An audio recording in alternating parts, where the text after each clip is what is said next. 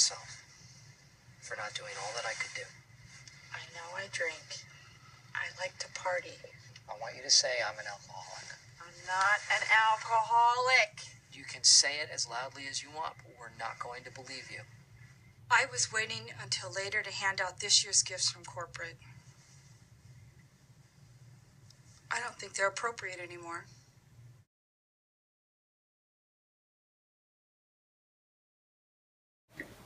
This is a reenacted interview between Dan N. and one of our group members. I'm playing the group member. I'm playing Dan N. What triggered the start of your drinking? My drinking and drug use was triggered by my peer group. I wanted to fit in with the group. What pushed you to become sober? I realized that my drug and alcohol use was not the norm. A few of my friends pointed out that I may be having trouble with it. What do you wish the community knew about alcoholism and addiction that may be difficult to understand to those who do not suffer from it? That it can be overcome, and once people get sober, they can change their ways. There is a stigma associated with suffering from alcoholism and drugs. As you were getting sober, do you find your addiction moving elsewhere? Is it an addiction to alcohol specifically for you, or is it an addictive personality that now shows up in other ways? If I didn't use Alcoholics Anonymous, I know that I would look to other areas to change my feelings. This is what alcoholism is about, your feelings. If you feel bad, get drunk. If you're depressed, get drunk. If you had a bad day, get drunk. AA is a great program to help you deal with your feelings. What are the specific differences you felt about your body, physically and mentally, when you were in the midst of your addiction and gradually when you started to become sober? When you are in an addiction, it's all about the addiction. You don't care about anything else. It causes you to be very self-centered. As you get sober in AA, you are encouraged to take care of your body and to change your thinking. By exercising, you release endorphins that help to minimize the negative feelings associated with withdrawals. Did your drinking or being sick from drinking ever interfere with taking care of your home, family, schoolwork, or any other important aspects of your life? Yes, drinking and cocaine addiction was the most important thing. Relationships, money, and physical health all suffered. Did you realize that drinking leads to depression, anxiety, and other health problems, or were you in denial about it and did not think that it could happen to you? It's a progressive disease. At first it's fun, but then it becomes a problem that you can't stop. Did you have any specific withdrawal symptoms, and if so, what were they? Not really, I just felt like crap. I was hungover and would binge sleep constantly.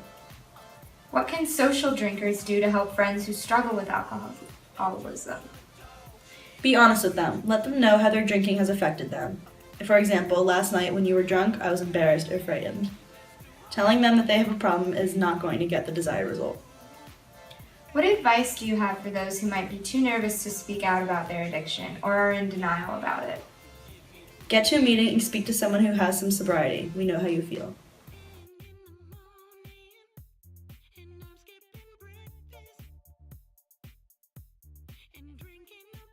What did you guys expect going to an AA meeting?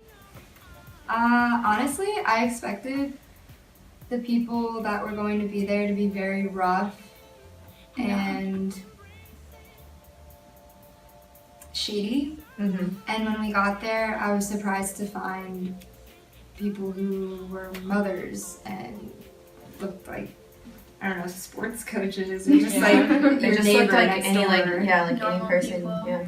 I definitely expected probably like just older people, but there were actually like really young people there too. Yeah, there's Like teenagers. people our age. I think there's going to be that many people though either. Yeah, there's I a lot think of there's people. that many alcoholics there. And they were veterans and stuff. Yeah. Did people like stand up and share their stories, or did they just like, or like would one person talk, or like? It was just one person that talked and shared her story. Yeah, she went in like in depth telling, so it was Okay. very emotional. Her whole life, kind of. Mm-hmm. Yeah, from the time that she had her first drink to the different parts of her life that drinking impacted her negatively, and then to sobering up.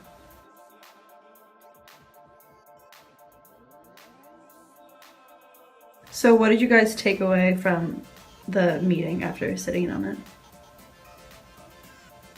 I guess like I just thought alcoholism was just something that was not easy to get rid of, but you could get rid of it kind of easy, I guess. But now just like learning that it really is a disease and like I guess like the trials that they go through was really crazy just to hear in person. And it's like a big lifetime thing, like people who've been in there for like years. It's like not something you just kind of go to and then stop when you're better. Yeah, especially like even though the lady that taught was sober for 6 years, she said she still gets tempted to take a drink, and just that it never really seems to go away completely. Yeah, I didn't really understand like how they have like setbacks, but I guess I kind of understand like how they can have it after that. I realized that alcoholism is very insidious and it can progress slowly, so that they didn't realize they're an alcoholic. It didn't start out that way all the time. It's like it sneaks up on them. Do they have any like traditions or ceremonies that they perform at every meeting or like every once in a while at a meeting or anything? They have coins for like, I don't know what they're called, like milestone coins or something for like, if you're 30 days sober, you get a coin. And someone got a 30-day, right? Yeah. Someone got a 30-day, and then someone got their like coin for starting out. It was like the first one you get when you like admit you have a problem. And that was really cool when that happened. Awesome. And I think the coins went up. It was like 30 days, 60 days, just like progressive milestones, yeah. How is alcohol absorbed? 20% is absorbed in the stomach and 80% is in the small intestine. And once the alcohol is absorbed in the small intestine, it's transported to the liver. How is alcohol metabolized? Enzymes in the liver metabolize the alcohol, namely alcohol dehydrogenase. Until all the alcohol is metabolized, it travels throughout your bloodstream and it affects your central nervous system. So that's motor skills and judgment impairs you. And the liver can metabolize 1 drink per hour, and 10% of the alcohol you consume is unmetabolized, 5% of it is breathed out, and that's how breathalyzers work, and then 5% of it comes out in your urine.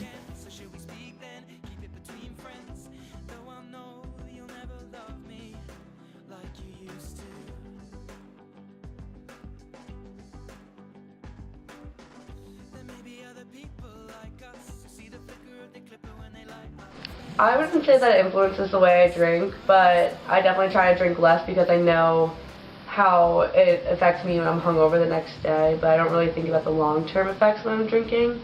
But I've definitely stopped drinking vodka and hard liquor because I know that it really affects my acid reflux and it makes me feel bad the next day. So I know that alcohol is not good for your body. It's essentially poison. That's why you throw up when you drink it.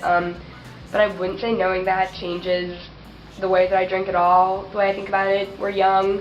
I'm not going to binge drink for the rest of my life, and I don't even do it very frequently now compared to how some people do it. And while it's not good for my body, I think that I'll live a long enough and healthy enough life in the long run that it should cancel out the effects like liver damage and things like that. Okay, so alcohol affects your nutrition in excess. It can cause a protein deficiency because it depresses your protein synthesis, and some people might replace alcohol for a meal. Your stomach cells become inflamed, and then your intestinal cells are unable to absorb important vitamins such as folate and B12. And then some of the risks associated with excess alcohol is night blindness, breast cancer in women. Just 1 drink a day can cause that. High blood pressure, brain damage, anemia, and emotional and social problems. In 2013, 16.6 million people had an alcohol use disorder at the age of 18 or older, and 10.8 of those were men and 5.8 was women, and 1.3 million out of those 16.6 got help at a special rehab center or other special facilities.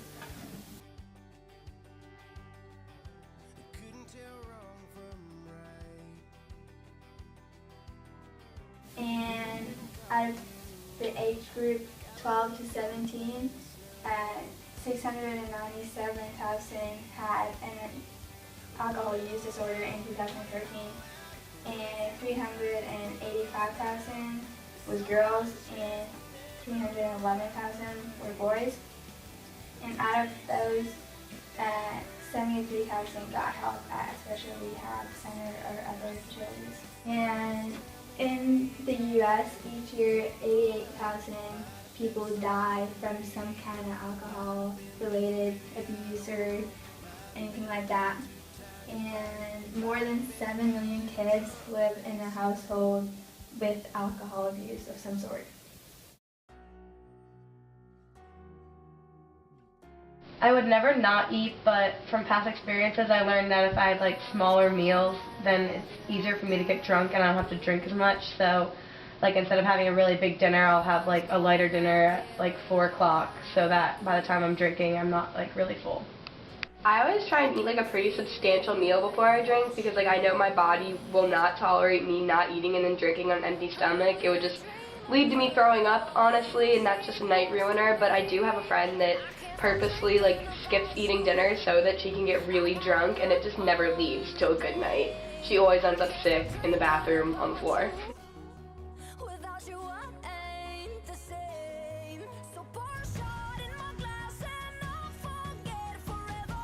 I drink because it's fun and you get to meet new people.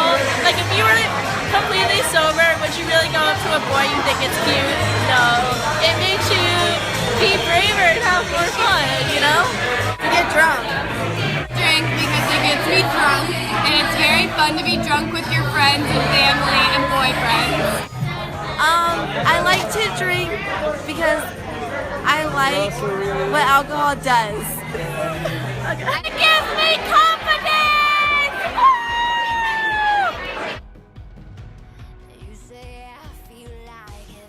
What should I do before drinking? Before drinking, you should definitely have dinner. Eating dinner that contains high natural fat is good because it takes longer for the body to digest, so that means it takes longer for the alcohol to get absorbed into your system. These are also some foods that you should try to incorporate while you're eating dinner. Pickles are good because they contain electrolytes and sodium, and so that helps replenish your body after you've been drinking. And hummus is good because it's a natural source of B vitamins, which also help replenish your body. Eggs are good because they are amino acids, which help break down the alcohol toxins in your body. Olive oil is good because it lines your intestines, which helps the body to, the alcohol just doesn't get absorbed as easy. What should I do while I'm drinking? While you're drinking, these are some foods that you can eat. Nuts are good because again, they contain many B vitamins and other vitamins that help keep your body in a normal state.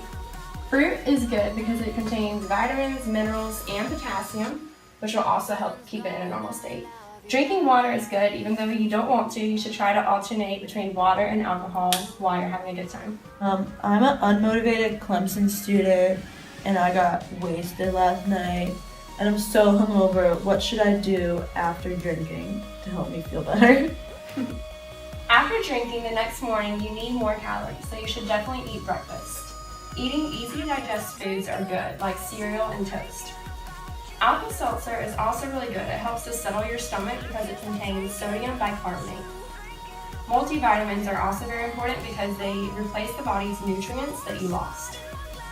Drink lots of fluids like orange juice, Gatorade, and of course water. And then sleeping. Your body actually has the natural capacity to heal it on its own, so just sleep a lot. And then once you're feeling better, maybe exercise, and then your body will feel better too.